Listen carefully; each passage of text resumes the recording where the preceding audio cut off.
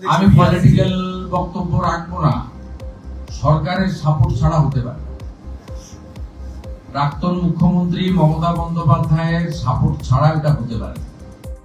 এত বড় র্যাকেট, এত দিন ধরে সবাই ইনভলভ রয়েছে। আপনি এটা তো পুরো এন্টায়ার স্টেট গভর্নমেন্ট যিনি লিড করেছেন, responsibility goes to her also. গতকাল মিনার মন্ডলের বাড়ি থেকে ক্যাশ পাওয়া গেছে 28,50,47,000 টাকা এবং 15 কেজি গোল্ড। ভ্যালুয়েশন অ্যাপ্রক্স 50 কোটি টাকা, মানে গোল্ড ভ্যালুয়েশন নিয়ে। এরপরে মিনার মন্ডল এবং তার ফ্যামিলি মেম্বাররা ওপেনলি বলেছেন যে তারা ওই নিকনেম টুলু মন্ডল, ওর আসল নাম নিজামুদ্দিন মন্ডল নাকি আছে, নাজিমুদ্দিন মন্ডল, ওনার টাকাই ওখানে ছিল।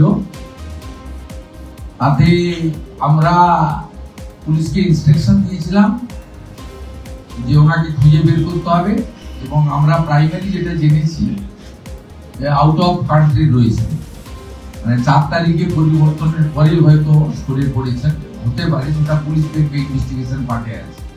তার জন্য যা করার ডিজিপি সাহেবকে বলা হয়েছে সেন্ট্রাল এজেন্সি বা অন্যান্যদের সাহায্য নিতে। আমরা ওনার যতগুলো অ্যাকাউন্ট এখনো অব্দি পেয়েছি, বিভিন্ন অ্যাকাউন্টে 93 কোটি টাকা। এই 93 কোটি টাকা আমরা টুলু মন্ডলের অ্যাকাউন্টগুলোকে আমরা ফ্রিজ করেছি। সমস্ত অ্যাকাউন্টকে নন অপারেটিং করার জন্য ফ্রিজ করা হয়েছে। এর বাইরেও ক্যাশ রিকভারি করা হয়েছে 53 লক্ষ টাকা। আর আমাদের gold ornament 268 gram, 400 silver 400 gram, platinum jewellery around 23 gram. এছাড়াও আপনার ফ্রি ক্যাশ কাউন্টিং মেশিন পাওয়া গেছে, 1 computer, 2 pen drives, 1 CPU and several documents like road challan, DCR, money received, checkbook। এছাড়াও আপনার 83টা ট্রাক আর ড্রাম পাস, 83, সেটাকেও সিজার লিস্টে নেওয়া হয়েছে। এর বাইরে আমরা 21টা প্রপার্টি পেয়েছি, সেটা আন্ডার প্রসেস রয়েছে প্রপার্টি। এই প্রপার্টি লিস্টের মধ্যে আপনার রয়েছে 7টা বাড়ি, একটা ফার্ম হাউস, 2টো পেট্রোল পাম্প, একটা ব্রিক কিল, একটা পার্কিং, 3টি স্টোন মাইন, 2টো ক্র্যাশার এবং আদার্স সব মিলিয়ে মোট 21টা প্রপার্টি। এই জায়গার পরিমাণ হচ্ছে 300 বিঘা। এই 300 বিঘা প্রপার্টিতেও আমরা আমাদের যা আইন আছে প্রসেস অনুযায়ী এটাকেও আমরা সিজারের মধ্যে নিচ্ছি, আন্ডার প্রসেস, সময় লাগবে। সেই প্রসেস জেলা পুলিশ করছে। Thanks to SP Birbhum and its team. Tulu মন্ডলের পলিটিক্যাল ইনফ্লুয়েন্স পাওয়া যাচ্ছে, পলিটিক্যালি মুভমেন্ট ছিল, তৃণমূলের বহু নেতার সাথে। আমি পলিটিক্যাল বক্তব্য রাখবো না। সরকারের সাপোর্ট ছাড়া হতে পারে। প্রাক্তন মুখ্যমন্ত্রী মমতা বন্দ্যোপাধ্যায়ের সাপোর্ট ছাড়া এটা হতে পারে। এত বড় র্যাকেট, এত দিন ধরে সবাই ইনভলভ রয়েছে। আপনি এটা তো পুরো এন্টায়ার স্টেট গভর্নমেন্ট যিনি লিড করেছেন, responsibility goes to her also. না না, ওনার রেসপন্সিবিলিটি গেছে। ওনার তো একটা একদিনের একটা ইনসিডেন্ট নয়, আমার পিরিয়ডেও তো ইনসিডেন্ট ঘটছে। তার জন্য তো আমি রেসপন্সিবিলিটি নয়, কিন্তু ঘটনার পরে যে অ্যাকশন গুলো আমার নেওয়া উচিত as a head of the government, সেটা আমি পারফর্ম করছি কিনা দেখুন। তার মধ্যে ত্রুটি থাকলে সমালোচনা করতে পারে,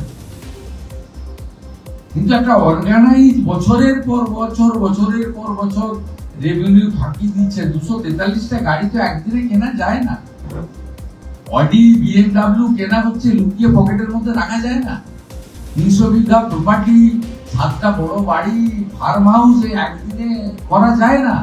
ইটস অনেক দিনের, এটা মিনিমাম তো 5-7 বছর ধরে হয়েছে। এবং যারা সরকারে ছিলেন, এতে রেজিস্ট্রি অফিস ইনভলভ আছে, এতে মোটর ভেহিকলস ইনভলভ আছে, এতে লোকাল পুলিশ ইনভলভ আছে, এতে লোকাল পঞ্চায়েত ইনভলভ আছে, এতে আপনার মিনারেল কর্পোরেশন ইনভলভ আছে, ল্যান্ড ডিপার্টমেন্ট ইনভলভ আছে। হাইয়েস্ট লেভেল থেকে ডাইরেকশন না গেলে যে mister Mondal is our man, ওর দিকে তাকাবে না, তাই সবাই চোখ বন্ধ করে রেখেছে। বেচারি পুলিশকে, বেচারি ডিএম কে, বেচারি ল্যান্ড অফিসারকে, বেচারি বলবো না, ওদের দোষ দিয়ে লাভ কি আছে? ওদেরও কারোর বিরুদ্ধে কিছু ভূমিকা থাকলে ল্যান্ড ডিপার্টমেন্ট, পুলিশ, তাদের বিরুদ্ধেও আমাদের যে অ্যাকশন নেওয়া হবে। আমরা তো ওদেরকেও তো ছাড় দিচ্ছি না। কিন্তু আমি মনে করি এই অর্গানাইজ ক্রাইম সিন্ডিকেট এবং রেভিনিউ যে আমাদের সাইফন করা হয়েছে, যেটা এখানে এলে আরো হসপিটাল, আরো স্কুল বিল্ডিং বানানো যেত, আরো কয়েক লক্ষ ছেলেকে চাকরি দেওয়া যেত, ছেলে মেয়ে, সেটা যখন করতে দেওয়া হয়নি এবং এত দিন ধরে এত বড় র্যাকেট চালানো হয়েছে, এটা হেড অফ দি ইনস্টিটিউশনের কনকারেন্স ছাড়া হতে পারে না, কখনোই হতে পারে। এবং এক্ষেত্রে যারা ওয়াচডগের ভূমিকা ছিল অন্য যারা, তাদেরও সচেতনতার অভাব ছিল বা প্রতিবাদ করতে গিয়ে করতে পারেনি যে কোনো কারণে। হিউজ অ্যামাউন্ট আমাদের রাজ্যের রাজকোষে ঘাটতি ছিল, হিউজ ডেট ছিল, এটা স্বাধীনতার পরে সম্ভবত এত বেশি খুব একটা বড় দেখা যায়নি। আপনি বলছেন একটা জেলায় একটা বিষয়ে 15,000 কোটি টাকা লস হয়েছে, আপনার কি ফার্দার এরকম বিভিন্ন জেলায় প্রোব করার কোনো পরিকল্পনা গভর্নমেন্টের রয়েছে যাতে? আরে সাইডে আছি বারোয়ানে, এত বড় র্যাকেট না থাকলেও তো আছে। ওরা শুধু বালি ডাম্পিং করে দিয়ে গেছিল পূর্ব বর্ধমানে, ক্ষমতায় আসার পরে বেচে দেবে বলে। আমাকে ডিস্ট্রিক্ট ম্যাজিস্ট্রেট জিজ্ঞেস করলো, স্যার কি করবো? অকশন করবেন। 13.5 কোটি টাকা অকশন করে রাজ্য সরকারের রেভিনিউ দিয়েছে। মানে ডাম্পিং করে রেখে দিয়েছিল, মানে নদীর পাড় গুলোতে জমা করে রেখে দিয়ে গেছিলেন তৃণমূলের নেতারা বিক্রি করবেন বলে। জেতার পরে আমাকে বললেন এটা কি করে বিক্রি করা যাবে, করবেন অকশন করে দিবেন, নিলাম করবেন, করে দিয়ে 13.5 কোটি টাকা। আমি একটা ছোট উদাহরণ দিলাম। আপনি বলুন আসানসোল দুর্গাপুরে এখন কোল সিন্ডিকেট চলে? নো। আপনি সুপারি গাড়ি চলে যেগুলো চালান ছাড়া? সদিচ্ছা থাকলে উপর থেকে ঠিক করতে হয়। 14 তলা যদি চোখ খুলে রাখে, ওইখান থেকে ইনস্ট্রাকশন যা যায় নিচ পর্যন্ত তাই হয়। ইনস্টিটিউশনাল করাপশন তখনই হয় যখন হেড অফ দি ইনস্টিটিউশন নিজে করাপশনকে এনকারেজ করে, তখনই হয়। আর যখন হেড অফ দি ইনস্টিটিউশন বলে যে নো করাপশন, করলে ছাড়া হবে না, সব বন্ধ হয়ে যায়। সবাই তো অভ্যাসের দাস না, আপনি আমি সবাই অভ্যাসের।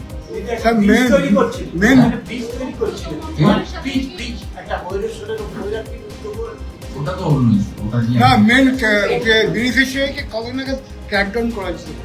আমি বলতে পারবো না, ইনভেস্টিগেটিং এজেন্সি।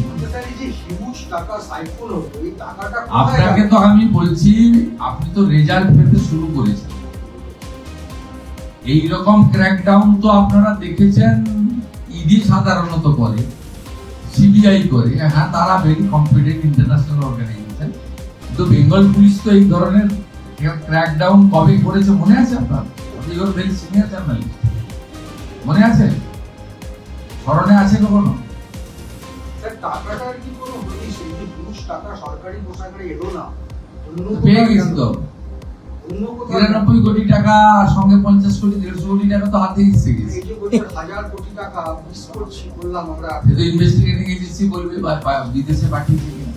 অন্য কোনো পদ্ধতি উনি নিজে বিদেশে বসে আছেন, কেউ ভানুয়াতুতে বসে আছেন, বিদেশে তো গেছে টাকা।